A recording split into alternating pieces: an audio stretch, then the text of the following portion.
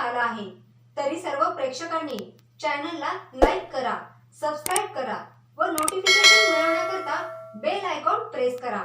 माढा लोकसभा मतदारसंघातील भारतीय जनता पक्ष व महायुतीची बैठक टेंभुर्णी येथील आमदार संजय मामा शिंदे यांच्या फार्म हाऊसवर संपन्न झाली।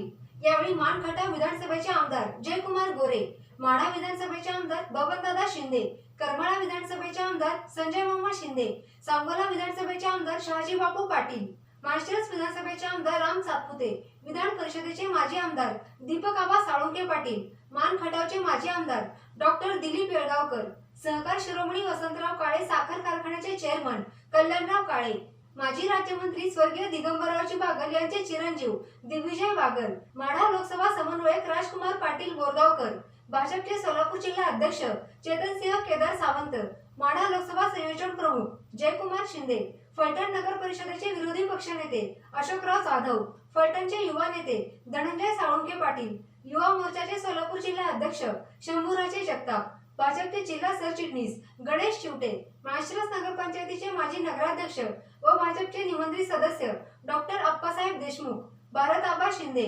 वामनभाऊ उबाळे, भाजपचे प्रांतिक सदस्य व सोलापूर जिल्हा नियोजन समितीचे सदस्य के पाटील, धनगर आरक्षण कृती समितीचे अध्यक्ष हनुमंत बापू सूळ, सोलापूर जिल्हा उपाध्यक्ष सोपान काका नारनवर, शिवसेनेचे सोलापूर जिल्हा अध्यक्ष महेश चिवटे, तानाजी भाऊ जोड, माजी जिल्हा परिषद सदस्य शरद बापू मोरे, नातेपुते नगरपंचायतीचे नगरसेवक ॲडव्होकेट BY राऊत, नगरसेवक दादासाहेब उराडे, भाजपा किसान मोर्चाचे जिल्हाध्यक्ष बाळासाहेब सरगर, अतुल मालक पवार, दुर्योधन हिप्परकर, आनंदा माने, माळुंग श्रीपूर नगरपंचायतीचे नगरसेवक रावसाहेब सावंत पाटील, नगरसेवक विक्रमसिंह लाटे पाटील, माळुंग सेवा सोसायटीचे चेअरमन राजेंद्र उर्फ बंडू वाळेकर, भाजपचे माळशिरस तालुका संघटन सरचिटणीस संजय देशमुख, ज्येष्ठ नेते शशिकांत कल्याणी, गणेश पागे, अमित चांगण, जलनायक शिवराज कुकळे, स्वप्नील राऊत यांच्यासह माढा मतदारसंघातील मान्यवरांच्या उपस्थितीत महायुतीच्या आमदारांची बैठक संपन्न झाली। यावेळी अनेक पदाधिकाऱ्यांनी आपले मनोगत व्यक्त केले। त्यामध्ये लोकप्रतिनिधींनी पुढील निवडणुकीविषयी रणनीती सांगितली। तर आपण प्रत्यक्षच पाहूयात ते काय म्हणतायत। आज जी बैठक झालेली आहे, काय त्यात निर्णय झालेला आहे? माढा लोकसभेसाठी प्राथमिक बैठक आमची झालेली आहे आणि प्राथमिक बैठकीमध्ये सर्व तालुक्यातले आमदार, भाजपचे पदाधिकारी, राष्ट्रवादीचे पदाधिकारी आणि शिंदे सेनेचे पदाधिकारी सर्वजण उपस्थित राहून उद्याच्या निवडणुकीमध्ये एक दिलाने आपले खासदार रणजितदादा निंबाळकर यांना चांगल्या मताधिक्याने निवडून आणायचा असं सर्वांच्या वतीनं आमचं ठरलेलं आहे। कोणाच्या काही तक्रारी वगैरे होत्या का या सगळ्याच्या? कुठेही कोणाची तक्रार नव्हती, काही नाही, कुठेही तक्रार नाही। सगळ्यांनी एका दिलाने करायचं ठरवलेलं आहे। दादा, काल मोहिते पाटलांनी जे बंड केलं होतं त्या संदर्भात काय चर्चा झाली का? त्यांच्या पार्टीचा तो निर्णय आहे, त्यांच्या पार्टीचे नेते मंडळी त्यांचा प्रश्न सोडवतील। महायुतीत वज्रमूठ काय आहे? महायुतीची वजवट काय आहे? आजची बैठक जी झालेली आहे, काय निर्णय झाले त्या बैठकीत? आजची बैठक ही पक्षाचा एक प्रोटोकॉल होता की उमेदवारी जाहीर झाल्यानंतर या ठिकाणी एका विधानसभा मतदारसंघामध्ये एकत्रित येणं आणि पक्षाच्या निवडणुकीच्या ध्येयधोरणं जे आहेत ते वेगवेगळ्या पक्षाच्या वेगवेगळ्या पॉलिसीज असतात, त्या संदर्भामध्ये चर्चा करणं आणि निवडणुकीचे ध्येयधोरणं करण्यासाठी आज खऱ्या अर्थाने एकत्रित बैठक बोलवण्यात आली। कालची जी बैठक झाली होती अकलूजमध्ये, त्याबाबत काय चर्चा झाली आणि काय तुमची काय भूमिका आहे याच्याबद्दल? एक कालच्या बैठकीच्या बाबतीत या बैठकीमध्ये कुठलीही प्रकारची चर्चा झालेली नाही। माळशिरसचे प्रतिनिधी होते, माळशिरसचे सर्व प्रतिनिधी होते। या ठिकाणी आमदार राम सातपुते सुद्धा 2 मिनिटांमध्ये आपल्याशी बोलतील। कुठल्याही प्रकारची निगेटिव्ह चर्चा आणि कुणाच्या विषयी निगेटिव्ह चर्चा झाली नाही, हा पहिला मुद्दा बैठकीमधला होता। सगळ्यांची लोकप्रतिनिधींची अपेक्षा आहे की महायुतीची वज्रमुठ राहावी, जे कोणी नाहीत त्यांना या ठिकाणी महायुतीच्या या वज्रमुठीत सामील करण्यासाठी वेगवेगळ्या लोकांनी, आदरणीय आमचे जिल्हाध्यक्ष दीपक आबा असतील किंवा आदरणीय दादा असतील, या सगळ्यांनी वज्रमुठी संदर्भामध्ये चर्चा करणार आहेत। भारतीय जनता पार्टीच्या जे काय असतील मागं राहिलेले त्या संदर्भामध्ये गोरेसाहेब सगळ्यांशी चर्चा करतील आणि येणाऱ्या याच्यामध्ये शिंदे सेनेच्या अडचणी काय असतील त्यामध्ये बापू त्या ठिकाणी शहाजी बापू त्या ठिकाणी चर्चा करणार आहेत. मला निवडणुकीच्या संदर्भामध्ये मी आत्ताच सांगितलं मगाशी की प्रत्येक ज्या व्यक्ती या व्यासपीठावर होत्या त्या कुठल्याही व्यक्तींच्या जर तुम्ही कार्यकर्त्यांचं बळ जरी बघितलं तर प्रत्येक कार्यकर्ता नेता हा 50,000 कार्यकर्त्यांचा असणारा नेता होता. सर्व नेत्यांच्या कार्यकर्त्यांची जरी या ठिकाणी मतांची गिनती झाली तरी 7-8 लाख लोक या ठिकाणी मतदान होईल. जनतेच्या नाळ असणारी लोक, जनतेशी कनेक्ट असणारी सगळे लोकप्रतिनिधी, विद्यमान लोकप्रतिनिधी या ठिकाणी उपस्थित होते. आत्ताचे सर्व या ठिकाणचे आमदार जनतेशी कनेक्टेड आहेत. सगळे आमचे जिल्हाध्यक्ष जनतेशी कनेक्टेड आहेत. भावना लोकांच्या माहिती आहेत आणि त्यामुळं कुठलेही रुसवे फुगवे न करता उमेदवारी जाहीर झाल्यानंतर ताबडतोबीने एकत्र येऊन या ठिकाणी माढा मतदारसंघाचं लीड जास्तीत जास्त खेचण्याच्या दृष्टीने, जास्तीत जास्त त्यांच्या मतदारसंघामधून लीड देण्याच्या दृष्टीने आज नियोजन झालेलं आहे. काल जी मोहिते पाटलांची बैठक झाली त्यानंतर पक्षाकडनं तुम्हाला काय सूचना आल्या? नाही, पक्षाकडनं मला त्या संदर्भामध्ये सूचना कुठल्या आलेल्या नाहीत. बहुतेक पक्ष पातळीवर त्या विषयावर अजून काय दखल घेतली गेली नाही. पक्ष त्याच्या विषयावर चर्चा करेल आणि पक्षाचे नेते फार समृद्ध आज महाराष्ट्राचं नेतृत्व जे सांभाळतात आदरणीय देवेंद्रजी या ठिकाणी निर्णय घेण्यात चाणाक्ष असणार आहे आणि योग्य वेळेस योग्य निर्णय घेण्यासाठी असणारे आपल्या सर्वांना परिचित असणारे देवेंद्रजी त्या ठिकाणी योग्य निर्णय घेतील. आणि पक्षाअंतर्गत शिवपक्ष हा शेवटी घर असतो, एका घराच्या अंतर्गत असणारा कल आणि काय वाद असतात ते पक्षातले वरिष्ठ नेहमी वडील मंडळी एकत्र येऊन संपवतात.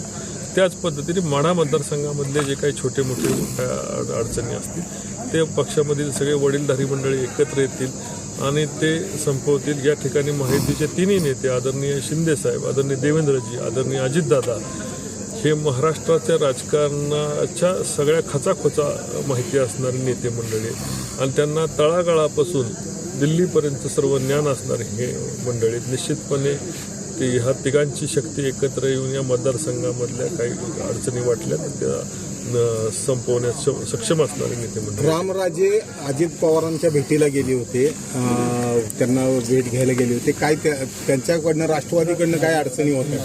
नाही, रामराजेंच्या बाबतीत मलाही आता पत्रकार बंधूंकडून कानावर आलेलं आहे. कदाचित ते महायुतीचा काम करण्याचा निर्णय लवकरात लवकर घेतील अशा संदर्भातलं मला एका पत्रकार बंधूचा फोन आला, पण माझी त्यांची अजून व्यक्तीची काही तशी चर्चा झालेली नाही. आव्हान कसं वाटतं? माढा लोकसभेचं आव्हान कसं वाटतं? माढा लोकसभेमध्ये आव्हान देण्याकरता उमेदवार तरी समोर असला पाहिजे. सातत्याने विरोधी पक्षाचे उमेदवार हे रोज चेंज होत आहेत आणि त्यांना उमेदवार जो उभा राहतोय तो या ठिकाणचं बळ बघतोय आणि माघारी फिरतोय. त्यामुळं अजून तरी मला कोणाचं आव्हान दिसलेलं नाही. आणि आता तुम्ही जर बघितली या ठिकाणची महाशक्ती बघितल्यानंतर समोर कोण तुल्यबळ उमेदवार येईल असं मला वाटत नाही. कुठला तरी डमी उमेदवारच या ठिकाणी येण्याची शक्यता आहे. जो खरं ज्याला ताकदीचा उमेदवार आहे, त्याला राजकारणामध्ये उद्या नुकसान होणे असं कुठलाही उमेदवार या माढा मतदारसंघामध्ये फॉर्म भरला नाही. मोहिते पाटील आले होते त्यावेळेस काल गिरीश महाजन यांनी सांगितलं की अद्याप तरी आणखी जे खासदारकीचा जो निर्णय आहे किंवा निवडणुका लागलेल्या नाही त्या आणि मोहिते पाटलांना नाराज करून आणखी चालणार नाही. त्यांची ताकद आम्हाला नाराजगी परवडणार नाही. ऐका ना, पक्षामधल्या बूथ अध्यक्षाचं सुद्धा नाराजी आम्हाला परवडत नाही. तळागाळामध्ये काम केलेल्या, कष्ट केलेल्या कार्यकर्त्याची नाराजीची दखल आम्ही नेते मंडळी घेत असतो. आमच्या लेवलच्या नाराजीची मंडळीची दखल राज्य घेत असतं. निश्चितपणे बूथ अध्यक्षाची नाराजीसुद्धा आम्हाला परवडत नाही. त्यामुळे विजयदादांचे कुटुंब मोठे त्या पद्धतीने पक्ष त्याची दखल घेईल. थँक्यू. त्यानंतर आज तातडीनं खासदार निंबाळकर यांची बैठक या ठिकाणी होती. किती आमदार या बैठकीला उपस्थित राहणार? ही बैठक तातडीनं त्यांची झाली म्हणून आमची होती अशातला काय भाग नाही. ही बैठक 4 दिवसापूर्वी ठरलेली होती. काल मोहिते पाटलांच्या बंगल्यावर बैठक झाली. ते इच्छुक होते उमेदवारीसाठी आणि उमेदवारी मिळाली नाही. त्यानंतर ते पक्षश्रेष्ठीकर अजून काय त्यांच्यासाठी वेगळी मागणी करू शकतात, त्यासाठी ते एकत्र बसले असतील. आजच्या बैठकीला माढा लोकसभेतील किती आमदार उपस्थित राहतील? आजच्या बैठकीला माढा लोकसभा मतदारसंघातील 4 आमदार उपस्थित राहतील. बापू, काल नाराजीचा सूर होता. माढा, निंबाळकर, पाडा अशा घोषणा पण देण्यात आल्या. काय नाराजी उमेदवारी एखादी जाहीर झाल्यानंतर इच्छुक गट असतो तो नाराज होतच असतो, पण हळूहळू ही नाराजी संपत असते आणि सर्वजण मिळून कामाला लागतात. शरद पवार डाव साधतील का ह्याच्यामध्ये? ही जी नाराजी आहे शरद पवारांना डाव साधायला संधी मिळते का? पवार साहेब यात डाव साधतील न साधतील हे मला माहीत नाही, पण पवार साहेबांच्या नादाला ह्या 7 तालुक्यात आता कोणच लागेल मला वाटत नाही. वरिष्ठांना लक्ष घालावं लागेल का? महायुतीचे निंबाळकरांनी मार्गी लावलेली आहे, त्यामुळे साधारणतः किती मताधिक्याने निंबाळकरांचा विजय अपेक्षित आहे? निंबाळकरांनी सिंचनाचे, रस्त्याचे आणि विजेचे तिन्ही प्रश्न चांगल्या पद्धतीनं हाताळलेले आहेत. त्यांच्यावर तरुण वर्ग हा आकर्षित आहे आणि त्यामुळं निंबाळकर यावेळी 2 लाखाच्या वरून निवडून येतील. गिरीश महाजन आले होते काल, त्यांनी पण सांगितलं की नाराजी परवडणार नाही. राजकारण आहे, वाटाघाटी चालत राहणार आहेत. मोहिते पाटील सध्या आता उमेदवारी मिळाली नाही, नाराज आहेत. त्यांचं काय म्हणणं आहे ऐकून घेणार, त्यांना अजूनही काय वेगळं संधी देता येते ह्याची चर्चा होऊ शकते, तशी झाली बी असेल. बापू, निंबाळकरांच्या नावांना विरोध होता तरी देखील त्यांना दुसऱ्यांदा उमेदवारी दिली. निंबाळकरांच्या नावाला विरोधच नव्हता, फक्त काही एका 2 माणसाविरोध विरोध समजू नका. ही भारतीय जनता पार्टी आहे, त्यांनी संपूर्ण 6 तालुक्याचा सर्वे केलेला आहे आणि त्या सर्वेनुसार आणि कामानुसार मेरिटनुसार निंबाळकरांना उमेदवारी मिळालेली असावी असं मला वाटतं. आमची शिवसेना त्यांच्या पाठीशी. निंबाळकरांना विरोध करणं मोहिते पाटलांना परवडेल का भविष्यात? हे परवडेल न परवडेल असं आपण बोलून चालणार नाही, परंतु मोहिते पाटील आता भाजपची शिस्त राखतील असा मला आशावाद आहे. काल अकलूजला बैठक झाली होती, आज इथं इंडिया बैठक झालेली आहे. निश्चित या ठिकाणी ही निवडणूक देशाची निवडणूक आहे. ही निवडणूक भारताला विश्वगुरू करणारी निवडणूक आहे. त्यामुळे देशाच्या हितासाठी या ठिकाणी भारतीय जनता पार्टी देशामध्ये आली पाहिजे. त्यामुळे माढा लोकसभेचे लोकप्रिय उमेदवार रणजितसिंह नाईक निंबाळकर यांच्या मागे पूर्ण ताकदीने या ठिकाणी आम्ही सर्व आमदार उभे आहोत. कारण ह्या निवडणुकीमध्ये त्या ठिकाणी भारतीय जनता पार्टीचं कमळ चिन्ह हे उमेदवार आहे. या निवडणुकीमध्ये या ठिकाणी देशाचे पंतप्रधान माननीय नरेंद्रभाई मोदी हे उमेदवार आहेत. या निवडणुकीमध्ये देशाचे गृहमंत्री माननीय अमितभाई शहा हे उमेदवार आहेत. त्यामुळे या सर्वांच्या मागे या ठिकाणी माढा लोकसभेची जनता उभी आहे आणि राम मंदिर असेल, 370 हटवणं असेल, या देशामध्ये असणारं त्या ठिकाणी इन्फ्रास्ट्रक्चर असेल, हा जो विकास या देशाचा झालेला आहे तो त्या ठिकाणी नरेंद्रभाई मोदींनी केलेला आहे. माझ्या मतदारसंघामध्ये 1 आणि 1 रुपया जो आहे तो त्या ठिकाणी केंद्र सरकारने, राज्य सरकारने, देवेंद्रजी फडणवीस साहेबांनी दिलेला आहे. त्यामुळं आमचं कर्तव्य आहे की आम्ही त्या ठिकाणी माढा लोकसभेमध्ये भाजपाचे खासदार पुन्हा एकदा निवडून दिले पाहिजे आणि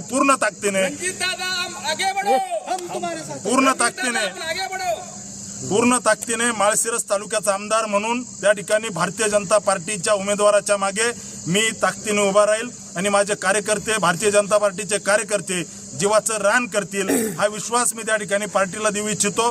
आमचे नेते माननीय देवेंद्रजी फडणवीस साहेबांशी या सर्व विषयामध्ये चर्चा झालेली आहे. आम्ही सर्व मिळून त्या ठिकाणी पुन्हा एकदा माढ्यामध्ये कमळ फुलवू आणि पूर्ण ताकदीने फुलवू हाच या ठिकाणी आत्मविश्वास व्यक्त करतो. सोलापूरमध्ये